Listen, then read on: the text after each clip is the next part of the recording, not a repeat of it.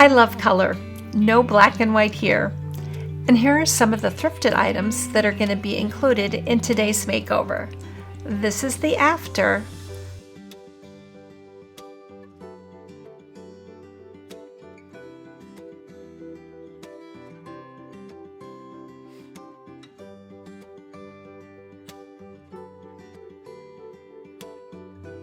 And because this room is such a mess and it's right off my front door, I always keep these double doors closed. And see that little guy? You'll see how he helped me in a minute.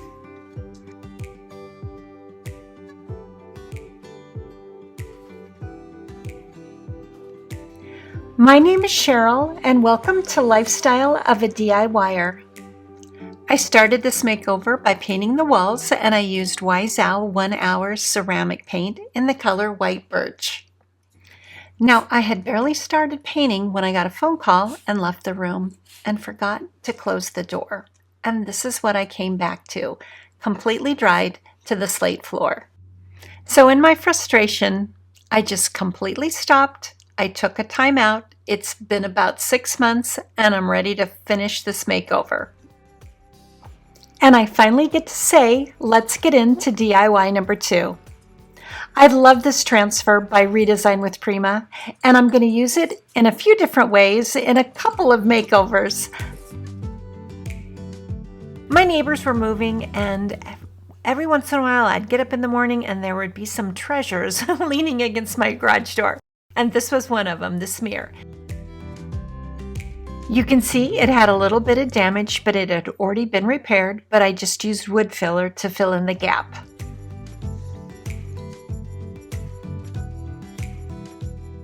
And once the filler was dry, I sanded it until it was nice and smooth.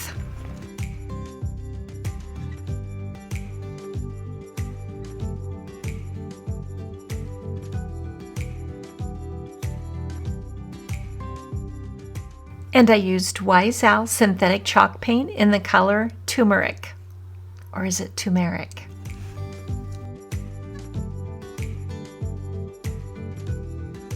And while that paint's drying, I tried to get that transfer flat.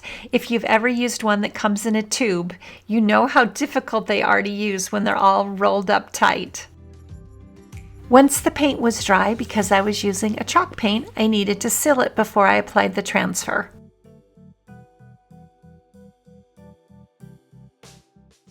Once it was sealed and the sealant had dried, it was ready for the transfer. And here I'm showing you the second corner that I did, because the first corner I did, that is not the way to apply a transfer to a corner. The easier way is to take your transfer, figure out how you want to lay it over the corner, and then cut it at an angle so you're doing one side of the transfer and then you're going to apply the other side of the transfer. It's easier to see how I do it than to say how I did it. Once I got it all lined up, I don't know what happened to the footage where I applied it, but I have 2 more corners that I had to do, and there's a good example of it coming up. If you've never used a transfer before, you should try it. They really are a lot of fun. And once you do one, I think you would be hooked, because they just add so much.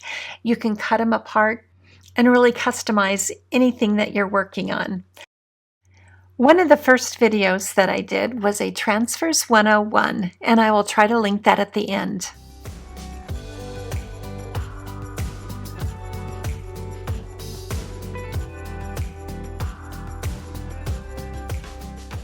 But for the Cliff's Notes version, you take your transfer, you cut apart what you need. It has a white backing on it, and you don't remove that white backing until you know right where you want the transfer to go. Here I've removed the backing. Now I'm going to place it, and the back is sticky. And really there's no readjusting it once you start pressing it down. Once you get it into place, then you use this wooden tool, or it's a plastic tool if it's an IOD transfer, and you just rub on the transfer to adhere till it adheres to your project. Once you get that carrier sheet removed, you're going to take it and you're going to rub all over the transfer. You're just ensuring that everything is adhered well to your project. Now here's a good shot of the transfer. It has a lot of distinct parts, and I used each one of them kind of differently, but right here is the good example of how to do that corner.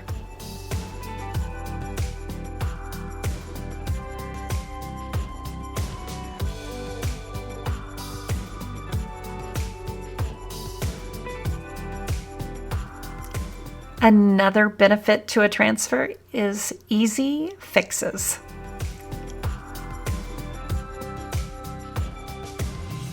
And when I was done applying all the transfers, I went over everything with glaze, and I used black walnut and opalescent pearl.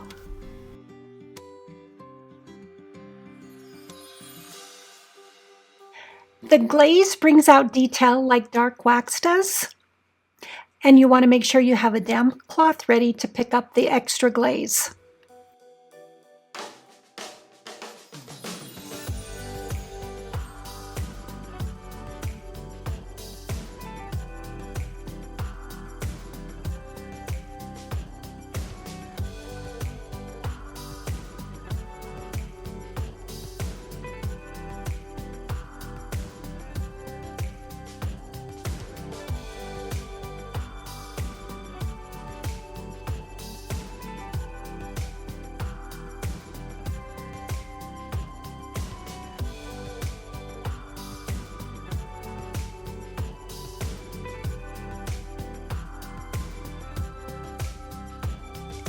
Next, I thrifted this hobbyist piece, and you're probably wondering, who would buy that? But it turned out really good, so you'll have to wait and see. I first used Dixie Belle Slick Stick. It's recently been reformulated and it's now called Bonding Boss. But it does the same thing. It ensures that you can paint a slick, shiny surface and the paint is going to stick. I just did one coat of the Slick Stick, and once it was dry, I used Wise Owl 1 Hour Enamel in the color Antique Villa, and I did 2 coats.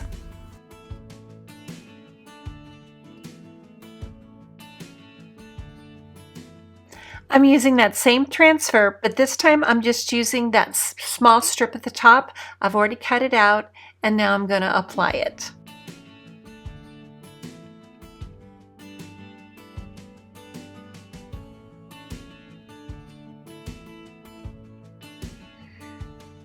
You can see that this container is smaller at the bottom, so I cut out a little notch of the transfer so it would lay nice and flat. And then if I had a little space left over, which I did, I just filled it in with the transfer. You can see right here that I'm working with a transfer mishap. That when I took off the paper, it had rolled back up and a section of the transfer stuck to the top of the transfer. So anyway, that's why it looks like a double image.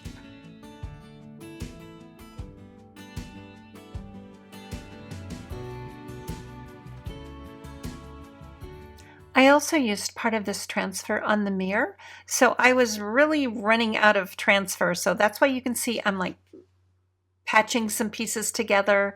I'm having to use the section where the bottom was tore off, but it's all okay with the transfer because I had enough that I could just go in and patch over those missing little pieces.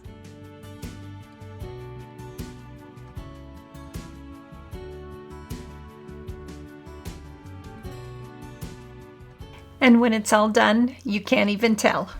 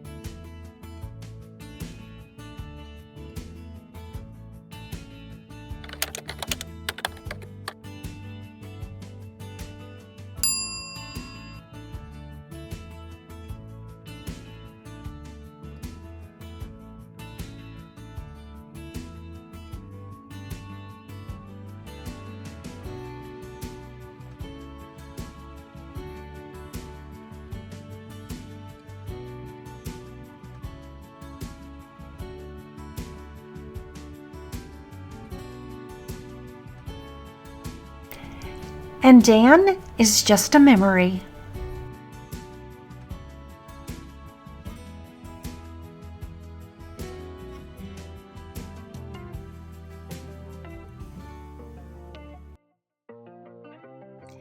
Next, I took this chest that I had thrifted, and I wanted to use a different section of the transfer on this piece.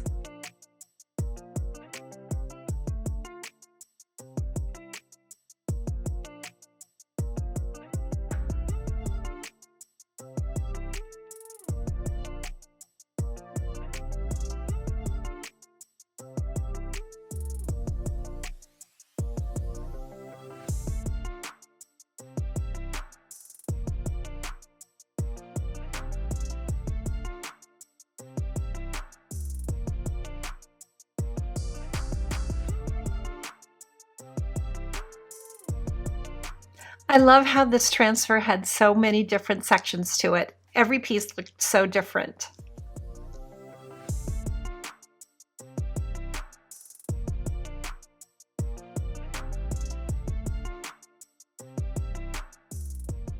And you know, every idea doesn't always work out. I thought it might look good silver.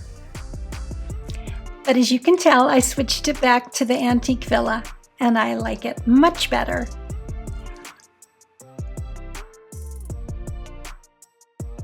And the last thing that's going to get the transfer is this little box that I thrifted from the bins. Have you been there yet? You'll have to let me know in the comments.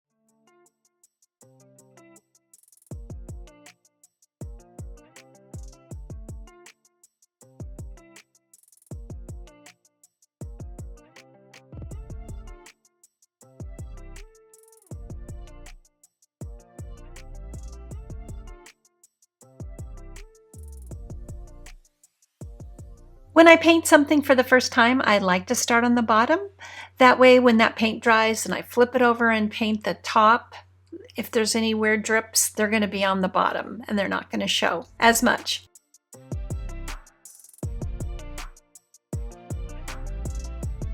I applied 2 coats of paint, and once it was dry, I sealed it. And this time on the transfer, I used this little strip right here.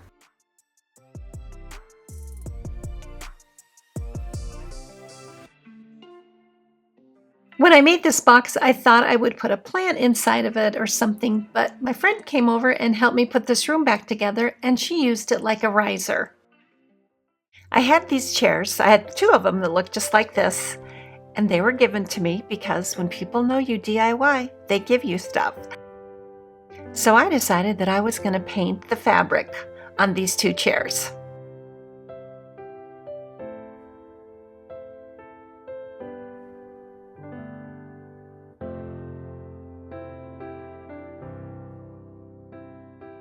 I misted each cushion until they were pretty damp because I want to make sure that that paint is going to get absorbed into the fabric.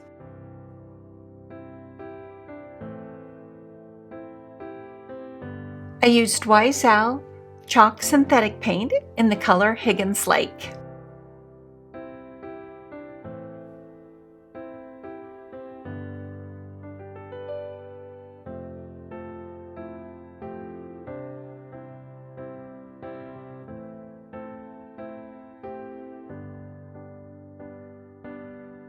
I would put down a layer of paint, I would try to work it into that damp fabric, then I would mist again, and then just keep working, trying to make sure it got down into the fabric.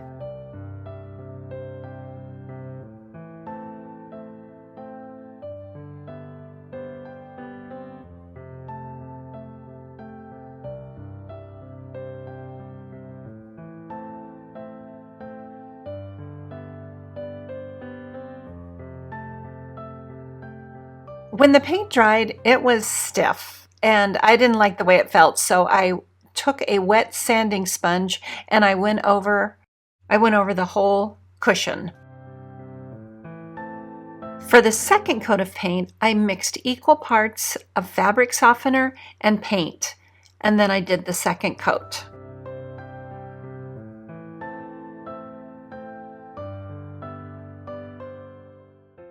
When you paint fabric, you're still always going to be able to see the design or pattern in the fabric, but hopefully you like the color a lot better.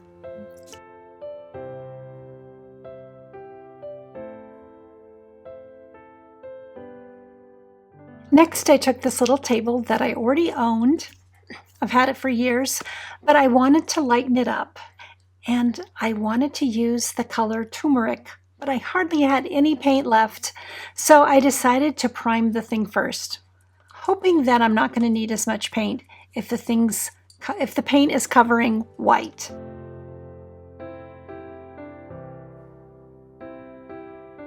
But I ran out of paint before I got good coverage on this little table, so I decided to do something I've never done before, and I decided to glaze it without sealing it.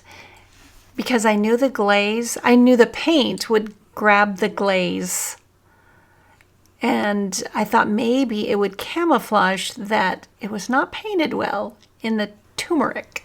So I had to work fast, and I only did small sections. I applied the glaze in small sections, and then I took my damp cloth and tried to wipe it back. And the coverage was okay. I was okay with the way it looks.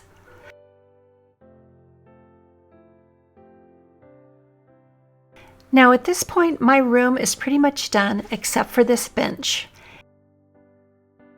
I had thrifted the fabric that's sitting under this pillow. They were both thrifted, and I thought I was going to reupholster the bench with this fabric, but I just never started. Because this bench is for my dogs. I keep it in front of the window. They sit on here and look out the window. And you know someone is going to have an accident, going to throw up.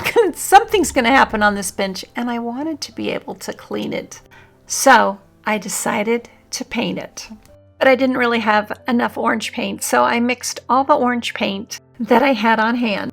I added a little yellow and some red until I liked the color. This time I started with the softener because the texture of this fabric was way different. And if you use a softener with fragrance, make sure you like that scent because you're going to smell it for a while. Because the texture of this fabric was so different than the chairs, I decided to use a chip brush because I didn't want to destroy my good brushes.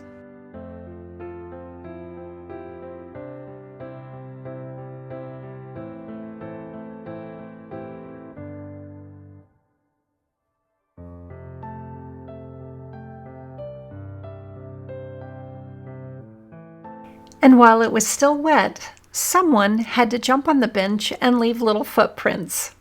After that first coat was dry, I sanded it and I vacuumed it. Here I'm applying the second coat of paint, and as you can see, the orange has changed colors because I broke Rule 101 when you're mixing paint. Mix enough for the whole project. So my orange is a little different. And when that second coat was dry, I gave it a final sanding. And look at, this was a brand new sanding sponge. To seal the bench so that I could clean it, I used Annie Sloan clear wax.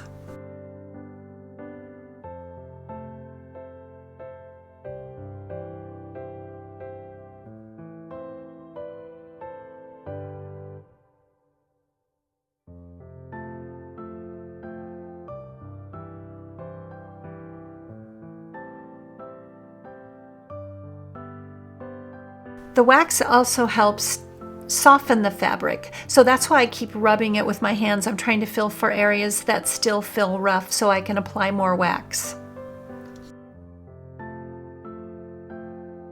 And the bench is doggy approved.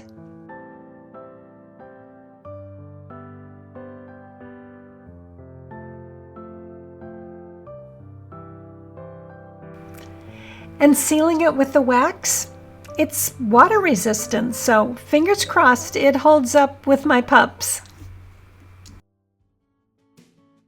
And the fabric, I ended up making no-sew curtains using this fabric fusion. This was so easy to use.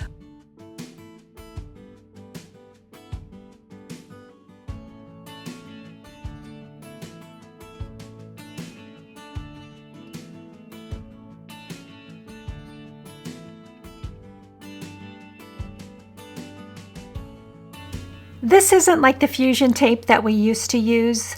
You sandwiched it in between two pieces of fabric, you pressed it, and the heat fused the two pieces of fabric together. This is more like double-sided tape, and you don't have to iron it once you apply the tape. Once you lay the tape down, it adheres instantly to the fabric.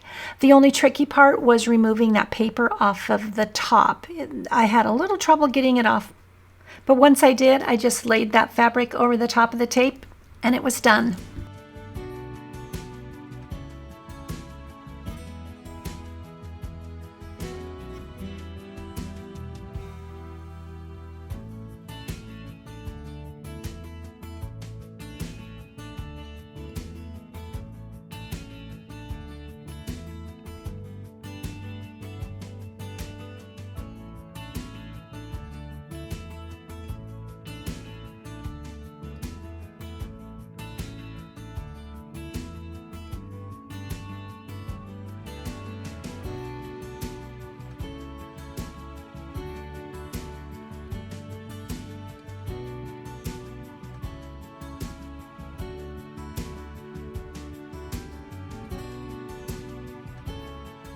They were so easy to make, and I used this type of curtain ring with the little clips to hang the curtains.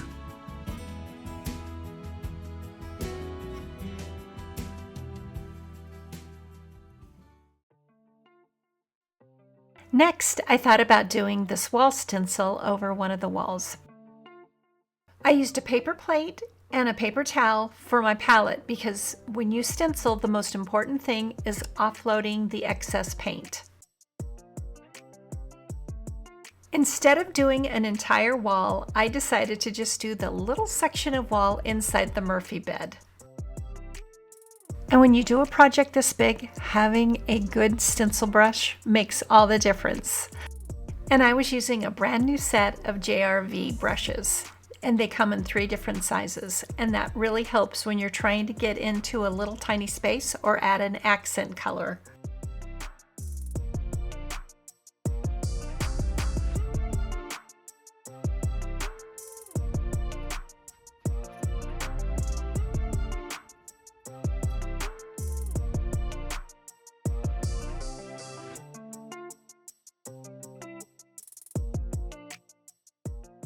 I loved how it turned out, but I am so glad I decided not to do a whole entire wall because I still have 2 more to do.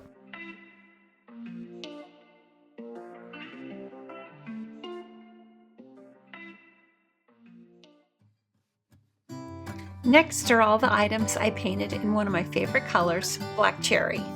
I wanted to take some candlesticks that I thrifted and try to make them look like they all go together. But the first thing I had to do was get that nail thing out of the tops of these candlesticks. I got them all clean and they were ready for paint.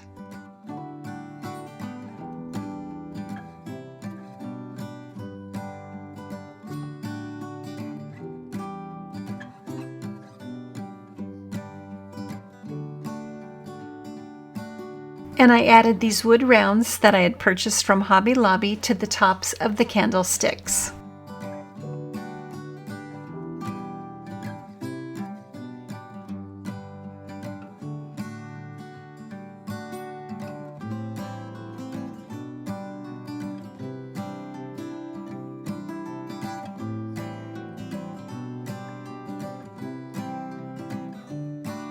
Once they were dry, I sealed everything with polyacrylic.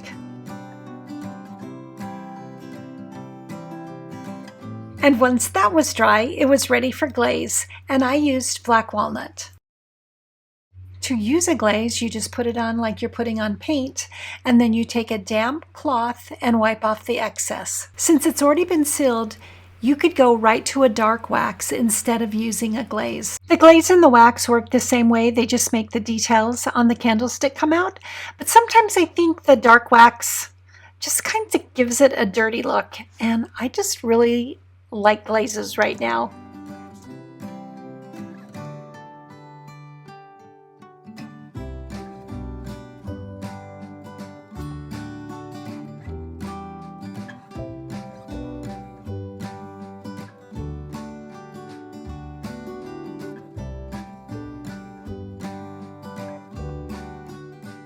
I liked the way the candlesticks turned out so much that I decided to do this thrifted spool the same way.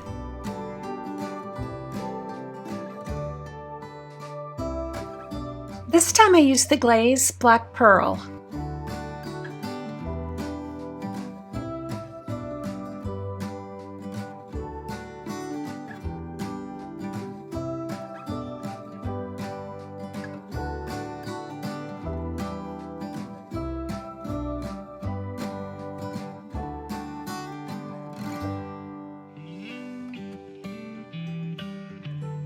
Now I had one random charger plate that I had already put slick stick on, and I decided that I was going to use foil on this. You already know the color I used. But this time I was going to put that foil just in the center. So I used the foil adhesive, I put it right in the center, and then the directions say to let it dry 1 hour. And this is where I always goof up, because I actually set a timer for 1 hour. But you know what? 1 hour isn't long enough, because you never know where you're going to have little sections that the paint is a little thicker. You need to let it dry a few hours, even overnight, because once you put that foil down, you just take, like this brush that I'm using, it's just a cleaning brush, and you just go over and it's kind of like a transfer. You just rub it all down, and usually it comes right up just like that, and it's so pretty. Except I had some areas where it just kept lifting. The adhesive was lifting. It just would not stick. So I don't think that adhesive was dry. So you know what? I got sick of rubbing it, and I eventually just ripped it off, and you'll see here that in a minute.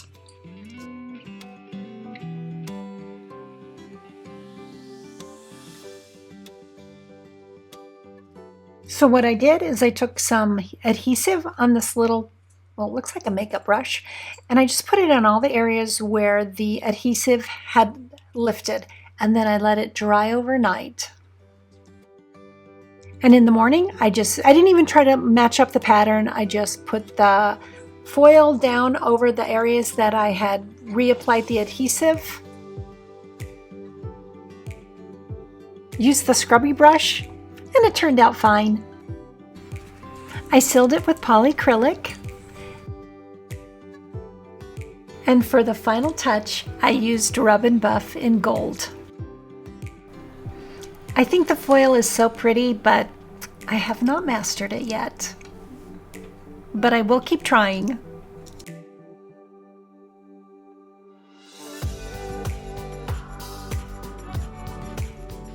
And for some punches of color, I painted this palm in pink berry and this fan in rustic orange.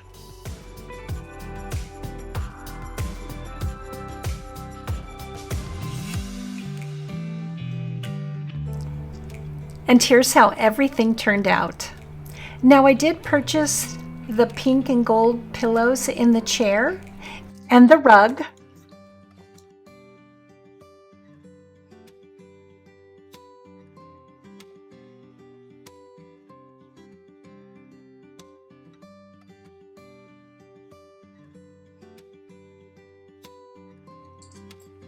And the bedding for the Murphy bed.